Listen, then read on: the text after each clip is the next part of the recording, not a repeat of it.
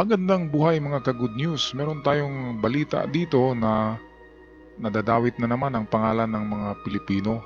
Ito pa naman ay sa bansang Japan, ay isa sa ating mga alyadong bansa.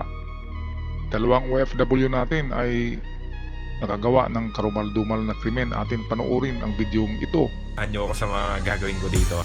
Setyembre noong nakaraang taon pumunta sa Japan si Brian de la Cruz. Pagtatrabaho sa isang solar farm ang kanyang pakay roon.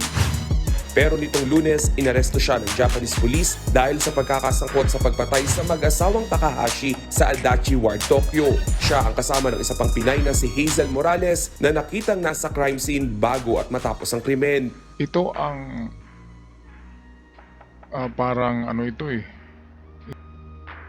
Ito ay isang balitang pang-detective, mga ka-good news.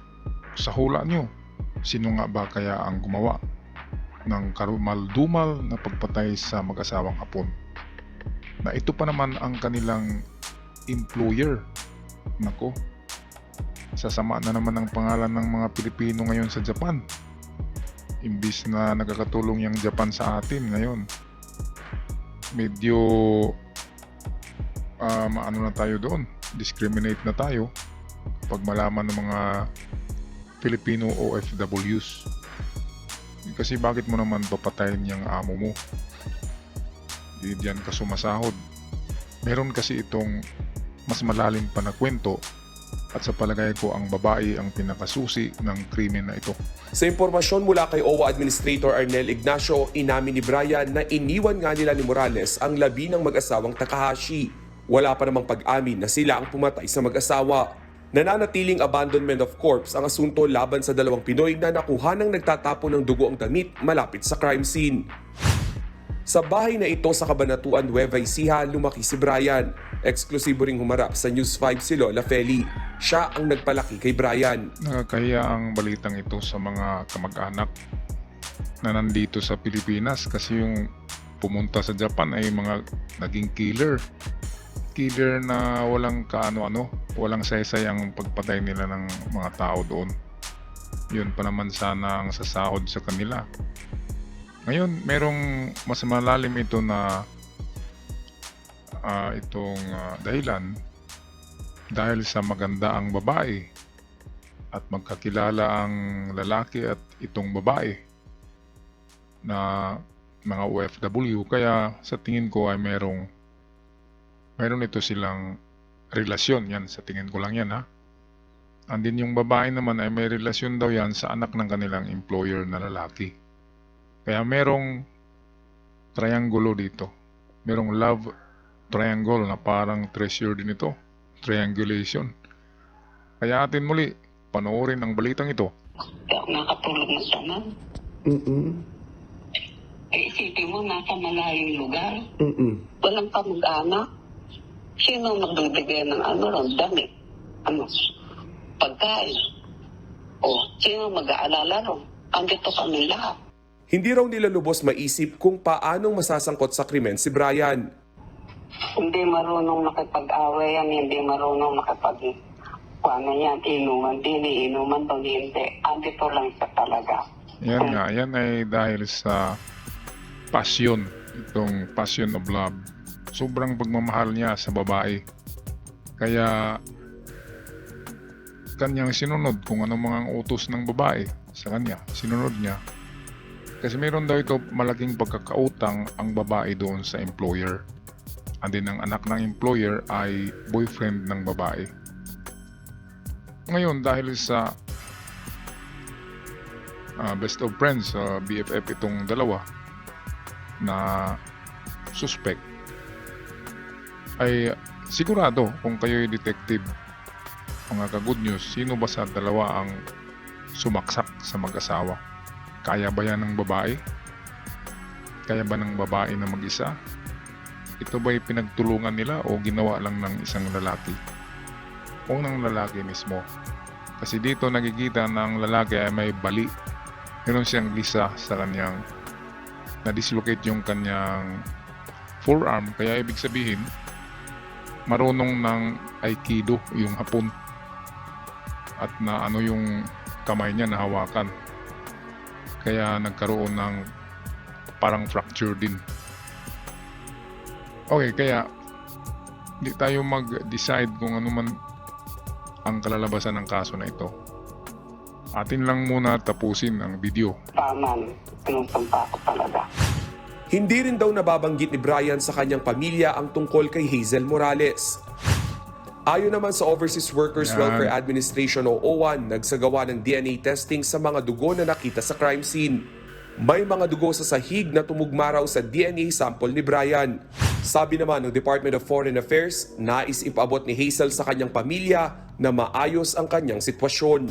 She has her lawyer already. It's a court-appointed lawyer, and under Japanese law, the Japanese criminal procedure, they usually provide, top-notch lawyers, court-appointed lawyers. Nevertheless, she knows that the embassy is ready to provide another private lawyer, expenses paid by the government if she so desires. Kung ito ay ginawa nila sa Saudi Arabia or sa Middle East, wala na. Putol na pugot ng mga ulo ng dalawang ito. Sa Japan, hindi kaagad sila hinusgahan na sila ang pumatay.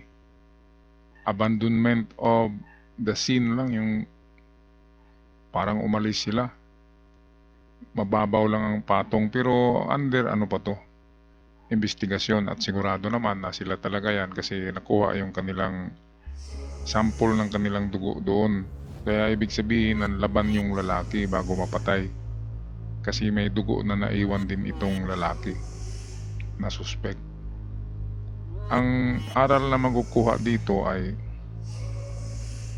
huwag mong gawin sa iba ang ayaw mong gawin ng iba. Sa iyo, huwag ka pumatay. Bukas nakatakdang bisitahin ng ilang opisyal ng Embahada ng Pilipinas sa Tokyo si Brian. Nag-abiso raw ang Japanese government na bawal munang tanungin ng mga Filipino official si Brian tungkol sa krimen. Nagbabalita mula sa frontline, Rainiel Pawid, News 5. Ayan, crime does not pay. Pagbayaran niya talaga yan, nilang dalawa, kasi ginawa nila yan. Dahil yan sa kapretso ng babae. Hindi ako nangunguna, pero yan ang akin, sa tingin ko. Dahil sa babae, may utang sa employer na malaki, and then ayaw yata magbayad, and then may boyfriend din siya, na anak ng employer. Ang boyfriend niya hapon. At baka ayaw ng parents sa kanya. Ngayon meron din siyang isang boyfriend pa na Pilipino, yun yung sumaksak. Kaya ito isang love triangle na ang biktima dito ay yung boyfriend na hapon at saka pamilya ng hapon. Kaya wala tayong kalaban-laban sa kaso na yan. Kulong talaga yung dalawang yan. Mabuti nga, kulong lang yan. Kung sa Saudi Arabia pa yan, gugulong na ang mga ulo. Dahil sa karumal-dumal, tinago pa nila yung patay na katawan doon sa basement. Yung mag-asawa, kawawa naman. Sinasahuran lang sila doon. Tapos iyariin nyo yung amo nyo. Kaya sana wag pamarisan ito ng iba pa nating OFW. Stay cool lang kayo, keep cool. Kung mainit ang ulo nyo sa inyong amo, ganyan talaga kasi kayo yung nagpaalila diyan sa ibang bansa. Kayo yung nagtrabaho under sa batas ng bansa na yan. Kaya dapat sundin nyo. At dapat alam nyo na kayo'y worker lang dyan at hindi kayo yung amo. Kaya wag kayo magsiga-sigaan dyan, mga kababayan. Stay cool lang. Kung mapagalitan kayo, tanggapin nyo kasi yun ang amo nyo. Yun ang sumusweldo sa inyo. Gaya ng ngayon nangyari kasi lumaki ang mga ulo dahil nagkapag-boyfriend ng hapon. Akala niya haponisa na siya. Kahit haponisa siya, dapat hindi niya gawin yun. At manipulate niya yung lalaki para gawin yung gusto niya. Ang lalaki dito ay nadala lang siya sa damdamin niya sa babae. Okay, so yan lang ang aral ay huwag gawin sa ibang ayaw mong gawin ang iba sa'yo. Ako'y magpaalam na until our next episode dito sa ating mga reaction videos. Paalam!